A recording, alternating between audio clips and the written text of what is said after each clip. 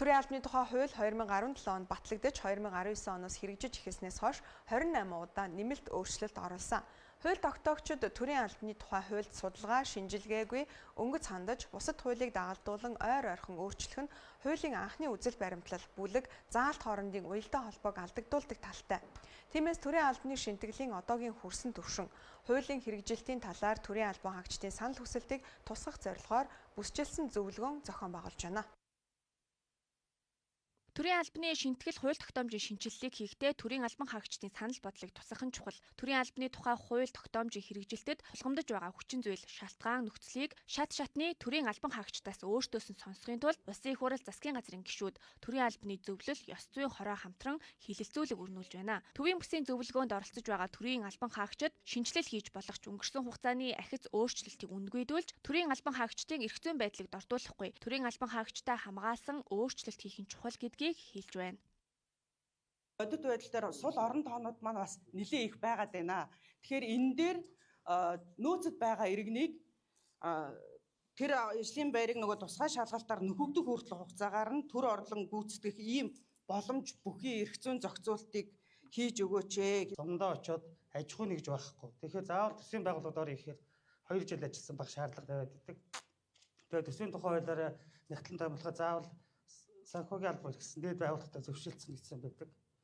Тэгэхээр хоёр зөвшөөрлөсний бичгийг явуулахаар 2 жил ажиллаг байна гэсэн ийм шаардлага байж байна. Тэгээд одоо сомонд нэгтлэнгуй болж ирсэн л одоо энэ маань аймгийн төв рүү орж байна. Аймгийн төв дээр бас нэгтлэнгуй болоод одоо тэтгэврт гарсан хүмүүс байна. Буцаад нэгтлэнгаар гэрээгээр ажиллаж эхэлж байна. Төрийн албаны шинтгэл гэдэг нь цомхотгож цөөлөхтэй гол нь биш, бүтээмжтэй, чадварлаг төрийн албыг бий болгох зорилго тавьж байгаа гэдгээ хууль боловсруулах ажлын хэсэгт багтсан гишүүд онцолж байлаа. Төрийн албаны шинжилэл бол улс орны бодлогыг газар дээр нь хэрэгжүүлэх үндсэн системийн шинжилгээний асуудал яригдж байгаа учраас яаран сандран түүхий дутуу юм хийх бол бодлого байгаа бид. За бүхий л оролцогч талуудын дуу хоолойг сонсно. За бүхий л оролцогч талуудын дуу хоолойг сонсохдоо хоёр зорилготой ажиллана. Нэгдүгээрт бол төрийн албыг стандартын шаардлага хангасан энэ төвшөнд авч явна. Төрийн албаны нэр хүн дунаж ажиллах хүчний хомсдолд орж байгаа шалтгаан нь нэг талдаа төрийн албан хаагчдын ёс зүй, нөгөө талд нийгмийн ёс зүйтэй холбоотой гэж үздэг.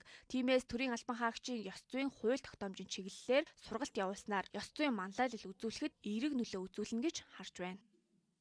Тэгэхээр төрийн албаны гол мас болох ахлах түвшинлээс доошх, эрхэлсэн түвшинлээс доошх албан тушаалуудыг бол үндсэндээ мэрэгшүүлж удаан хугацаагаар бэлдэж энэ ёс суртахууны төлөвшлийг олгох, бусад мэрэгшүүлэх энэ зүйлүүд сайн хийгдэхгүй ш. Тийм учраас манай улс бол цаашдаа бакалаврын төвшний төрийн албан хаагчдыг сургаж бэлдэж төрдөө ажилуулдаг энэ тогтолцоог бий болгох хэрэгтэй. Бүсчилсэн байдлаар төрийн албан хаагчдын саналыг сонсож байгаа шалтгаан нь бүс тус бүрээрээ онцлогтой асуудлууд байгаа учраас төрийн албаны зөвлөл, ёс зүйн хороо хамтран ийхүү хоёр дахь бүсийн зөвлөгөөнөө төвийн бүсэд хийлээ.